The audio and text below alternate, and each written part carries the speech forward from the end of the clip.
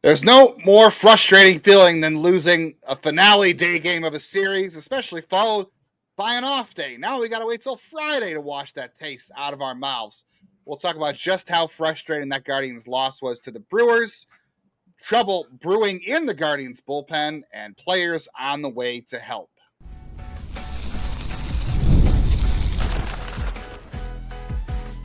You are Locked On Guardians, your daily podcast on the Cleveland Guardians. Part of the Locked On Podcast Network, your team every day. Welcome on into an episode of Locked On Guardians. Thank you for tuning in and making us your first listen today and every day, wherever it is you get podcasts. Especially with the Guardians being off today, we know you want your daily fix of Cleveland Guardians talk, and we are here to give that to you 5 days a week as part of the Locked On Podcast Network. Your team, your Guardians every day. We're covering the Cleveland Guardians from the majors to the minors, the draft, and everything in between. We'll get into a lot of that on today's episode. Before we get started, if this is your first podcast or you're an everydayer, my name is Justin Lada. I have been watching Cleveland baseball basically since I was born, and I have been writing about their minor league system since 2007. You can read my Guardians minor league analysis at the Morning Journal, the News Herald, nextyearincleveland.substack.com, and 5 days a week here with my friend and co-host and better half of the show, the one, the only Jeff Ellis. Not the only. I've learned there's a lot of Jeff Ellis businesses around here, but he is the only Jeff Ellis that is talking Guardians with me here on Locked On Guardians. Yeah, we got to talk about the Jake Bauers revenge game. But first, I am Jeff Ellis, one of your two co-hosts here. Longtime Cleveland sports writer, but mostly known for my time as a national writer at Scout and 24/7, focused on prospects in the draft, as well as being one of the first people Locked On brought in to talk about baseball when they did their expansion 6 years ago. Been a fun 6 years, this is our third year together talking Guardians baseball. Unfortunately, on today's show, we have to talk about the Guardians' frustrating loss to the Brewers. We'll talk about some rehabbing players who are on their way back and how to fit them in.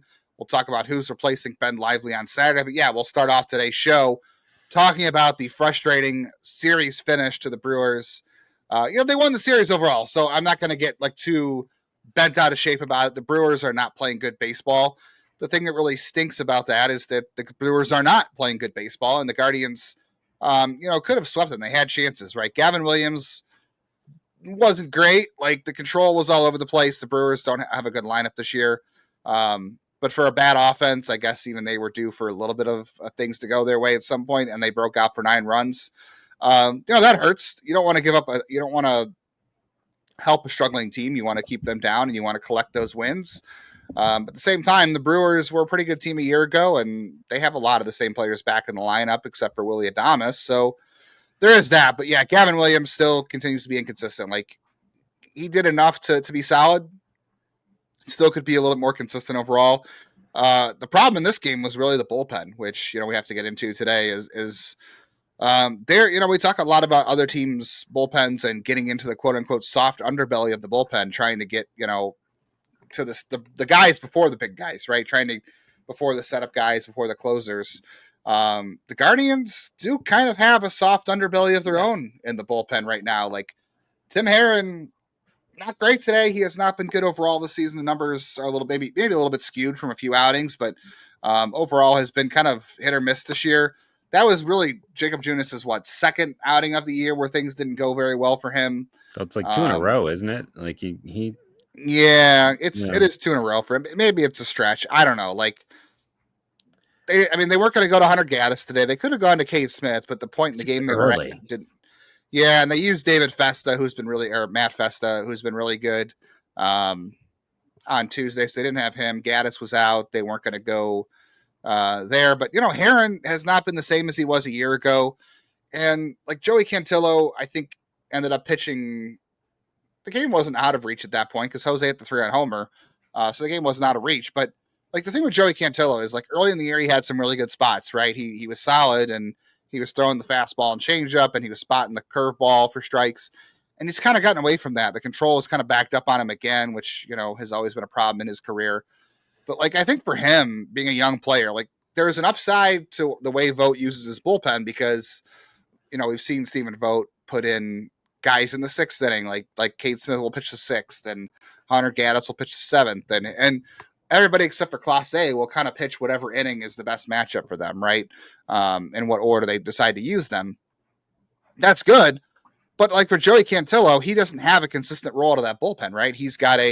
Sometimes he's used in a leverage spot, and like the other day, it wasn't good against Philadelphia. And, he's also been used in mop-up duty. So like the guy doesn't have a consistent role, which I understand because he's not really established. So he's still trying to search for his identity in the bullpen. But I think that's hard for a young player not to have a consistent role in the bullpen while you're still searching for it. And he's a guy who has control issues overall. So I guess I understand going to Cantillo there, but like he's going to continue to have those moments because I don't know if that's his best role. And I think he's still kind of searching for it. And, that and Herron and Cantillo and Jacob Junis were just not good today. And that is kind of the soft underbelly of the bullpen. You can't go to Gaddis, Smith, and Clase every single day. You have to have other guys. And right last year, all the other guys were stepping up. Right now, the other guys are kind of struggling. Well, I'll say I don't know how much everyone stepped up a year ago. We talked about overuse for those three guys and the problems that created. Now they also had Herron, who was as every bit a part of that back end strength. And this year he hasn't. It hasn't gone great. And Junis has been inconsistent. They were hoping, Seawald would be in that role, and he's hurt. I think, we were kind of expecting Walters to be in that role, and maybe he will be soon. But right now, that was one of the problems. I think, going back to Gavin Williams of it all, it's just he missed a lot of bats. It was great to see, but man, there's too many 9, 8, 10 pitch at bats for him. And, to me, there's two really interesting turning points. We have to reset the timer because Gabby made a stupid play on the base paths. We haven't had a stupid play in a while. He does tend to get overly aggressive. We have seen that. And then if Gavin could have just cut down, thank goodness for Christian Yelich who had that one pitch at bat out. But so many of his it's if Gavin gives you 6, if Gabby doesn't overrun, there's a chance it's a 3-1 game at that point, and things go drastically different because then maybe Cade is out in the 7th. Maybe right. And that's what you need. You needed a little more depth. You needed Gavin to put guys away, and that's been a problem all year. And I know people will be like, he went 5 and gave up 2. That's solid. It is solid, but with his stuff and his performance and his ability, he should be. You needed him to give you a little bit more. I know we didn't get too much in the offense, but Manzardo had the big home run. Nolan Jones had the 3 of the 5 hardest hit balls today, and for once you saw what can happen when he, the swing looked good for once. It wasn't a hole in the swing, which is what it's felt like for the last few weeks. He should have had 3 hits in this one based on expected batting averages. And Jose, 6 straight games where he's one of the 3 stars. Yeah, they lost. They scored 5 runs. They were not completely shut down in this one. Starting pitching was okay, but you wish it was a little more. But it's the underbelly of this bullpen is not in it feels like when one thing goes wrong, the whole thing shifts downward. Whereas a year ago, they always seem to get the right pitch. It's like the complete reverse of the luck, which can happen. But I'm not willing to throw away Junis at this point. I know some people are quick to knee-jerk react after 2 bad outings. I do think I would like to kind of see Cantillo down and Walters up, just so we can maybe get Cantillo stretched out, get him in a better defined role. But I think they kind of need a 4th guy they can really count on because that was such a linchpin for them a year ago, and that was Herron, and they just don't have that right now. Yeah, and this is where the loss of Sam Henches and the loss of Eric Zabrowski really hurts you right now, and the loss of Seawald, even though Festus kind of stepped up in the Seawald role for now, that was a guy you were expecting to have that kind of role, and yeah, Junis is going to have his hiccups. He's been pretty solid overall outside of a couple of outings, but he's not a guy you necessarily want to have in all the leverage spots, but you're going to have to sometimes because, again, you can't go to the same big 3, and Herron's not really pitching like part of the big 4 anymore. But if you had a Henches or a Sabrowski like you did a year ago, it would be a lot easier to manage that. But you only have 2 lefties, and Allard's not really a matchup guy. And Cantillo really isn't the matchup guy either, but again, he doesn't have a defined role, so it's kind of hard. So there are some pieces to that bullpen they have to figure out, whether it's Walters or another lefty, And the good thing about that is you can trade for bullpen pieces as long as you're not looking for a closer or a setup guy. If you're looking for a 6th inning guy on the market in terms of trades, that's a lot easier to find than it is a closer, and you're going to pay a lot less. But that's for down the road, and we'll see how things go from there. The good news is Hunter Gaddis has been great. Cade Smith's still really good. Clase is getting it back. They'll figure out the rest of the bullpen. They have guys coming back. And like I said, it's easier to pick up guys in that juncture of the bullpen if you absolutely have to. You just don't like it to cost you games like it did today. when the offense did enough to win, and the starting pitching, I guess, technically did enough to win. Even if we want Gavin to be a little bit better, because the expectations this preseason were much higher, and he's just not getting there at this point. All right, speaking of pitching, no Ben Lively on Saturday. We know who it's going to be. We'll tell you who it's going to be next and what to expect from his replacement on today's Locked On Guardians. You need to get the supplies that you need from the site that is made for you, the skilled trader at Supply House. Whether you're in plumbing, HVAC, electrical work, Supply House is your reliable way to order products online for any job you are doing. So their easy-to-use website is packed with all these helpful resources, and they have the latest product info. It's going to help you get the right parts. It's going to help you get the job done correctly the first time.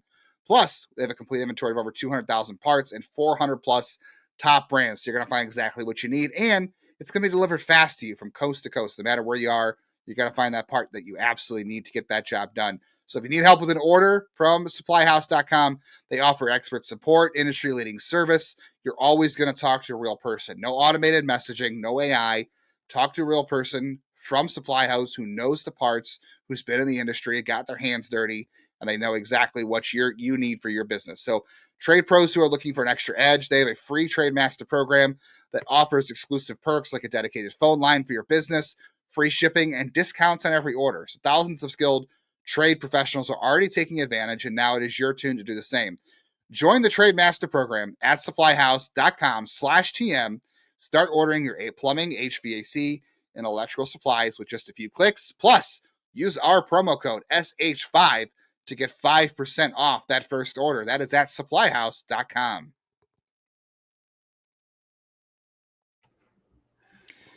All right, Jeff, Mr. Reliable doesn't get to make his return to Cincinnati, unfortunately, this year. Ben Lively goes on the IL this week, and we were kind of speculating about who it was going to be. We're looking at the schedule, and the Guardians could have gone with a number of options. They could have gone Colby Allard. They could have stretched. The king of options leads to options.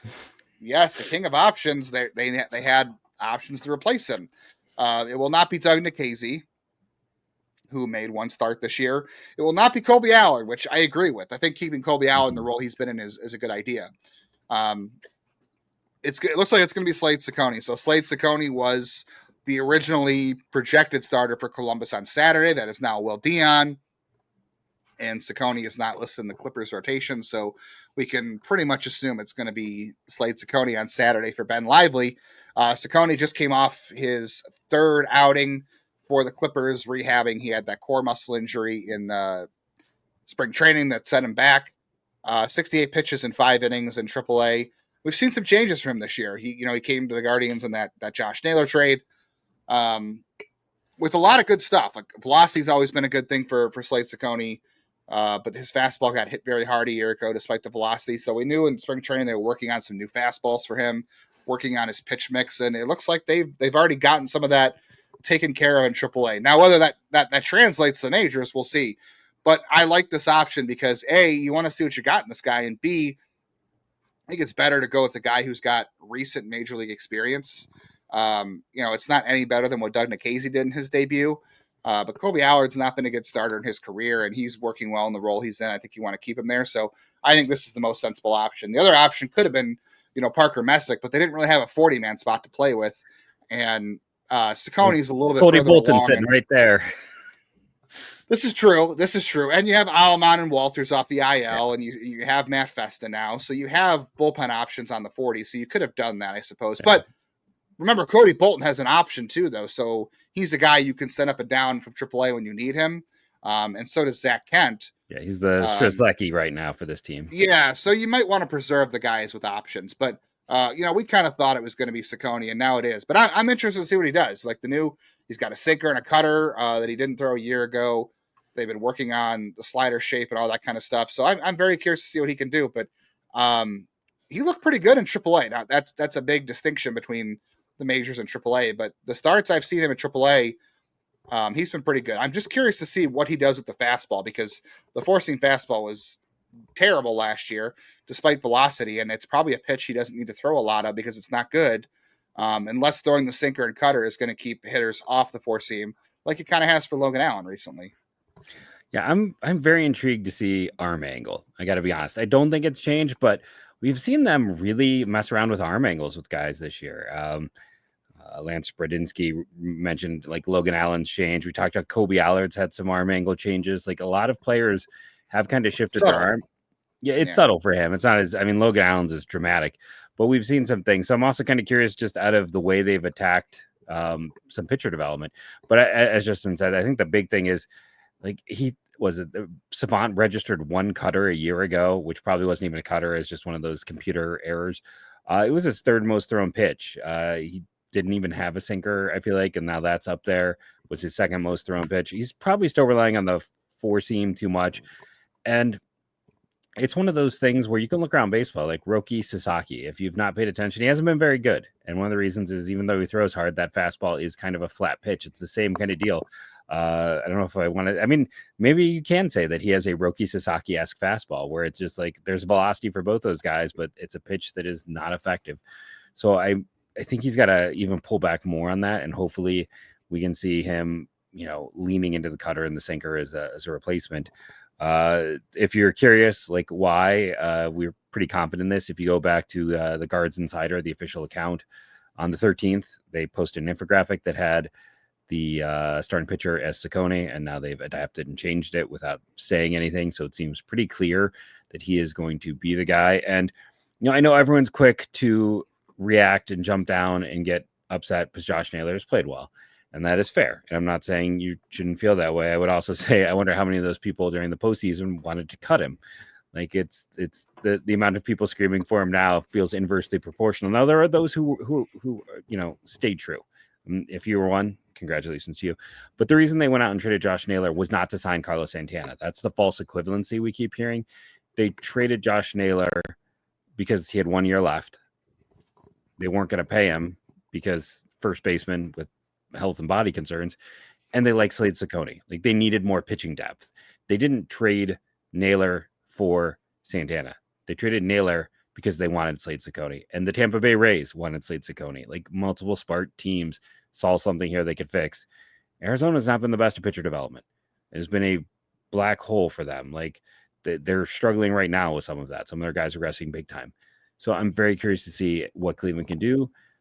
They liked Cecconi a lot. They also like the draft pick they got. Don't get me wrong, but they went out to get this guy. Now, does that mean he's going to come out and be an ace? No, but like he is in the process of being redeveloped and redefined. So also keep that in mind. But this is someone they targeted. This is someone they wanted, and it's someone they're currently in the middle of a pretty dramatic change and remix. And adding two pitches, his second and third most thrown pitches on Sunday were pitches he has never thrown before.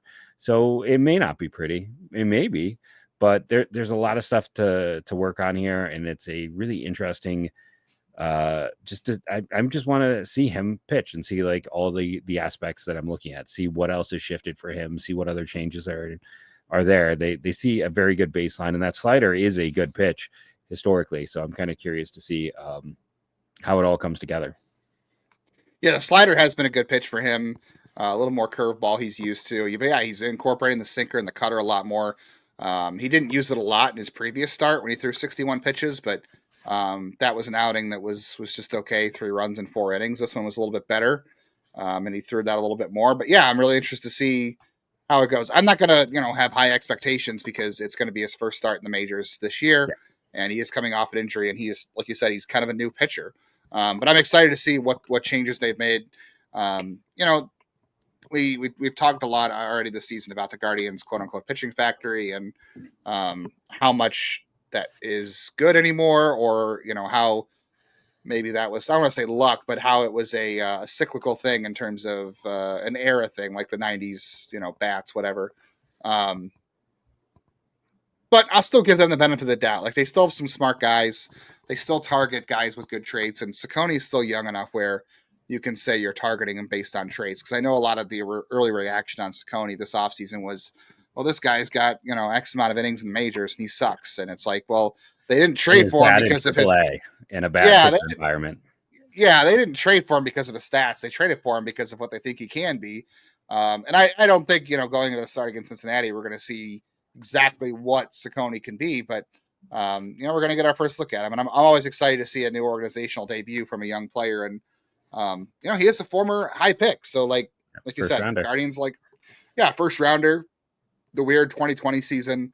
But Tampa Bay liked him. Tampa Bay knows good pitching, and Cleveland does too, even if they don't always get it right developmentally. Like, they at least target guys with good traits. Like, they didn't get it right with Tobias Myers, but last year Tobias Myers was one of the best pitchers in the National League, and they just didn't get it right with him. So hopefully they get it right with Cecconi on this end of things. And the Naylor thing, it is what it is. Like you said, they're trying to get something out of a guy they weren't going to re-sign long term, and happened to be Cecconi was the guy they liked, and the draft pick was good and all that. But yeah, I'm excited to see his debut. I think a lot of people will probably say, well, if he doesn't pitch well, and he may not pitch well, because let's be honest, the Reds ballpark is hard to pitch in. They've got a very hot and cold offense. We'll get into more of the Reds offense and the Reds overall tomorrow, but they've got some decent hitters in that lineup. They run hot and cold, and obviously that ballpark's really hitter friendly, and they have Tito. So we'll get into more of that tomorrow, but I'm not going to have, super high expectations, but I'm excited regardless to see what Cecconi does, what they've changed, and get a glimpse of what he could be for them in the future. The future is always unknown. It's always exciting. All right, speaking of guys coming back, Cecconi's coming back from an injury. There are a lot of other guys in the Guardians system that are coming back from an injury right now. We'll talk about how they're going to fit into the Guardians' plans going forward and when they could be back on the rest of this episode of Locked On Guardians.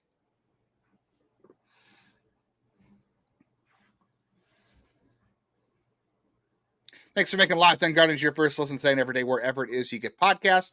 As always, make sure you are hitting the bell on YouTube. Never miss a reaction video. We have reaction videos to every single game. Any piece of breaking news, any piece of relevant news related to the Guardians, we have reaction videos to. Daily episodes, don't miss any of those. And auto download on audio to make sure you never miss an episode on Apple, Spotify, Overcast, Amazon Music, wherever you get your podcast. Make sure you never miss an episode. It comes right to your feed. And you can also check out Locked On MLB Game Night after you finish listening to Locked On Guardians. They take you around the league so you can hear from Locked On's local hosts' perspectives on those games, covering the league like nobody else can. And we also have a weekly show called MLB Squad Show, where you can listen to our local hosts talk about the state of the game and the hottest headlines. And they bring the heat on that show, and that's right into your feed too as well. So make sure you're downloading all of that on the Locked On Guardians feed and Locked On podcast feed. All right. We have seen Chase DeLauter play a couple of games in Arizona. Lane Thomas has now played 3 games in Columbus. You can tell that the rehab for Lane Thomas is going to be, the ramp-up time might be a little bit longer for Lane Thomas because, A, he's going on the road, although I don't think anybody's at home this week, so he had to go on the road. The Guardians would prefer to have guys rehab at home in the state of Ohio, whether it's Columbus or Akron. They'll do Lake County sometimes if Columbus and Akron are on the road and Lake County's at home, but they will always prefer Columbus, Lake County, or Columbus and Akron. But they're all on the road. So Lane Thomas is out in Omaha with the team this week. It's not gone well for him so far, I will say. He doesn't have a hit in any of his games so far. This might be more of a week-to-week thing in terms of his rehab.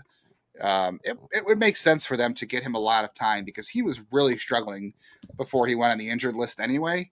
I think it'd be smart to not do spring training over again for him, but let him figure things out because he was really struggling before. So this is a good chance for him not only to get healthy, but kind of reset his season, hopefully, too, because things were not going good for him before. So I'll be curious to see when he comes back. So let's start with Lane Thomas. I think this is going to be a 2, he gets, 30, they get 30 days, right? Or hitters get less. Pitchers get 30 days. The hitters get 30 days too. I think everyone gets 30. I think it's just a uniform 30, at least in OOTP. It's still that way from last year, unless it's changed since then.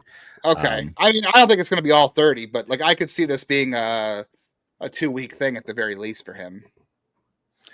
Yeah, and I also want to point out, like a year ago, he had that weird injury at the start of the year, and it really kind of like delayed his season in a way. It's unfortunately mirroring that same issue, but I think he does need a little more time. It gives him a little more time with their current outfield mix. Not that right field's been, good or even, let's be honest, it's been objectively terrible. So you're hoping that Thomas can help be, Lane Thomas of a year ago. and you don't want to rush him back. So I think, I think we're looking at a longer time to help him I think get together. right as of right now, this could change. These things always change and work themselves out when the schedule progresses. But if you had to make the move tomorrow, I think the obvious move is to send John Kenzie Noel down because he's not getting at bats, and the at bats he's getting are just not good right now. He's falling into the trap. And he has an option. Yeah. The basically, when I say someone's falling in the trap, it's like he is pressing, like, right, like when he's up there, it's not going well. Like at the start of the year, it was looking better for him because he showed some patience. He wasn't expanding the zone. Now he's just going up trying to hit everything, 1,000 feet, and he needs like at bats to help him normalize, and they don't have a lot of at bats. And you also can't give him at bats at the major league level because of how bad the at bats are. So it's kind of lose for him. It just makes a lot of sense to have Thomas for him when the time comes. Yeah, the fit with Will Brennan is still so weird too, truthfully. I agree. So I don't know how that's all going to play out. I think it'll all take care of itself, but they're going to have to figure out some kind of mix because like Schneemann, had that hot week and he's kind of cooled off since, and Martinez has also kind of cooled off, but I think he's going to stick around just because he can play second base and he can play the outfield. And he might be their best defensive center fielder, truthfully. Like they've used him late in games as a defensive replacement. I think he is. Yeah, you might want to keep him around because it isn't Jones and it's definitely not Thomas and it's definitely not Schneemann. So you might have to keep him around. So I think the obvious answer is Noel. But then you got to figure out if bats for Lane Thomas because you can't do to Lane Thomas what you're doing to Noel, where he's only playing against lefties and pitch hitting. Like Thomas is going to require more playing time than that. So they're going to have to figure out a rotation between they could send Brennan down and keep Noel. It's not a perfect fit, but this is really, really sucks not to have Juan Brito available. No, I agree. And I think Thomas goes back to being an everyday player. I mean, they're paying him to be an everyday guy. So I think it becomes a situation where he's essentially a left field, right field combo. And, Martinez, and again, what you just talked about is how it's going to probably figure itself out. Like Schneemann's coming back to earth. Maybe we get to a situation where it's like a Schneemann. Listen, Schneemann and Jones is not an ideal platoon or situation like that, but maybe it's a Schneemann, Brennan, Jones type of split. But it's, they'll figure out ways to make it work. And Martinez, I think, is going to play more. And then,